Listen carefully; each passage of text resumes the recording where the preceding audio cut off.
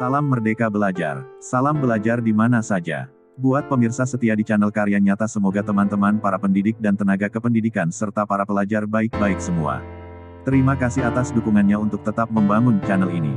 Pada kesempatan kali ini kita akan membahas tentang penyusunan SKB 4 Menteri tentang pembelajaran di masa pandemi COVID-19.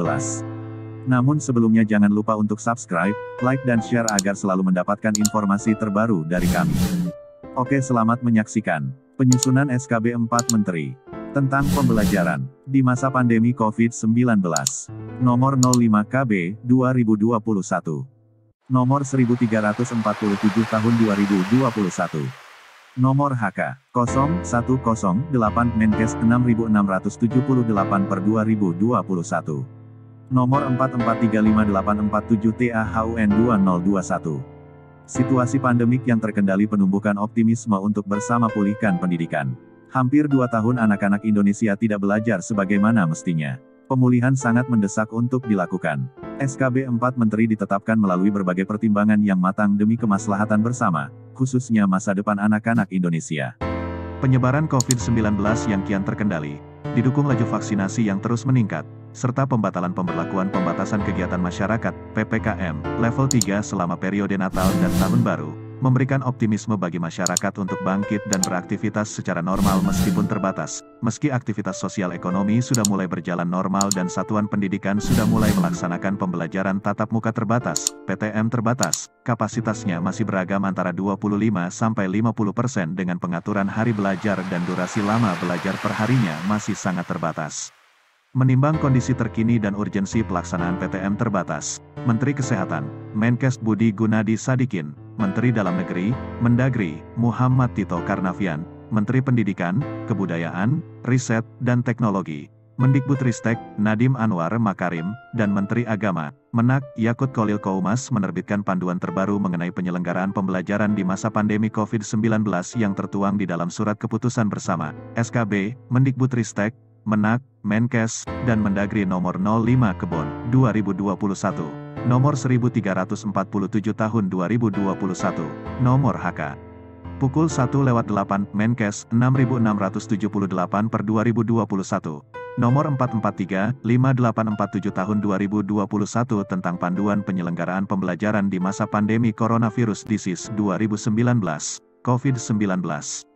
SKB 4 Menteri yang disusun atas masukan berbagai elemen masyarakat ini berisi penyesuaian aturan PTM terbatas yang lebih baik dan lebih rinci dengan tetap mengedepankan kesehatan dan keselamatan warga sekolah sebagai prioritas utama. Aspek pemantauan dan evaluasi PTM terbatas yang lebih mutakhir juga dituangkan dalam SKB ini, seperti penggunaan teknologi, termasuk dashboard notifikasi kasus yang dapat diakses oleh satuan pendidikan, dan surveillance epidemiologis bagi satuan pendidikan yang sudah melaksanakan PTM terbatas.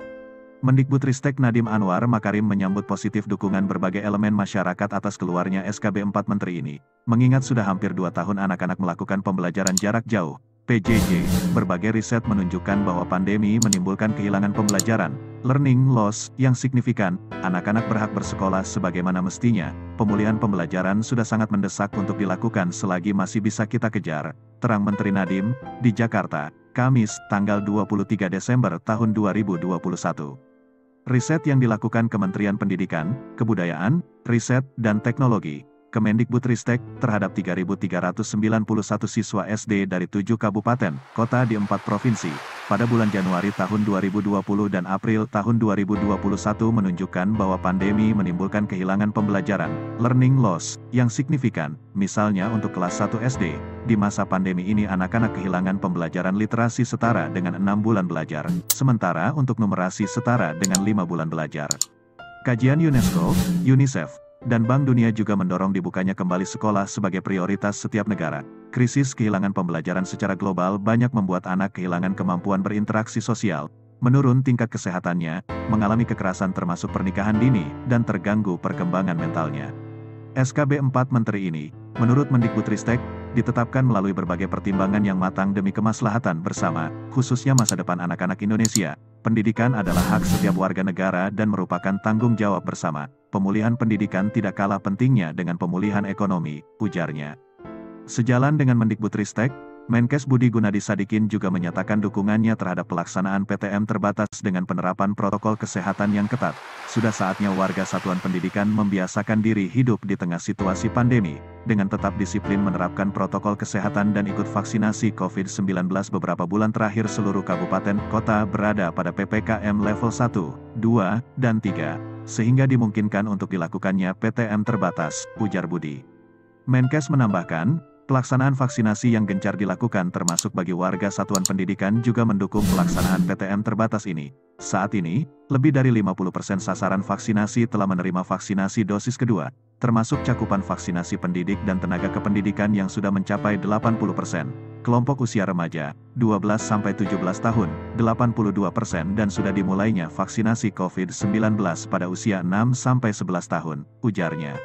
Selain ketentuan, pemantauan, dan evaluasi PTM terbatas yang lebih baik, SKB 4 Menteri menjelaskan bahwa pemerintah pusat, pemerintah daerah, kantor wilayah Kementerian Agama Provinsi, kantor Kementerian Agama Kabupaten Kota sesuai dengan kewenangannya mewajibkan seluruh satuan pendidikan anak usia dini, pendidikan dasar, pendidikan menengah, dan pendidikan tinggi di wilayahnya untuk melaksanakan PTM terbatas mulai semester genap tahun ajaran dan tahun akademik 2021/2022.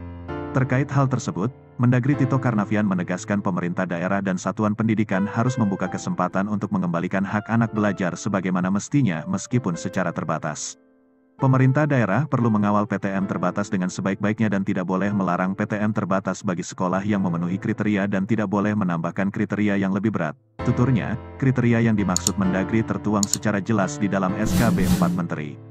Senada, Menak Yakut Kolil Koumas juga mendorong PTM terbatas dijalankan sebaik-baiknya demi masa depan anak-anak Indonesia, satuan pendidikan, termasuk pesantren, sekolah berasrama, madrasah, seminari, dan satuan pendidikan prasekolah yang terbukti melanggar protokol kesehatan dapat diberikan sanksi administratif dan dibina oleh Satgas Penanganan COVID-19 atau Tim Pembina UKSM. Jika ada kasus di satuan pendidikan, sudah pasti pelaksanaan PTM terbatas akan ditinjau kembali sesuai SKB 4 Menteri, ujar Yakut.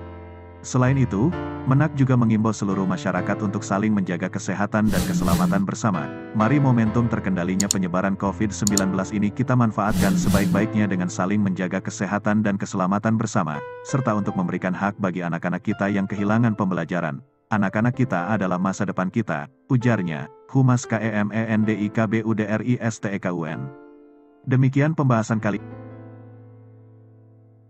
ini, semoga bermanfaat kepada kita semua dan selalu subscribe, like dan share agar selalu mendapatkan informasi terbaru dari kami. Saya Ridwan Spede mengucapkan terima kasih atas dukungannya dan kebersamaan dalam channel Karya Nyata. Salam Merdeka Belajar, salam belajar di mana saja, wassalam.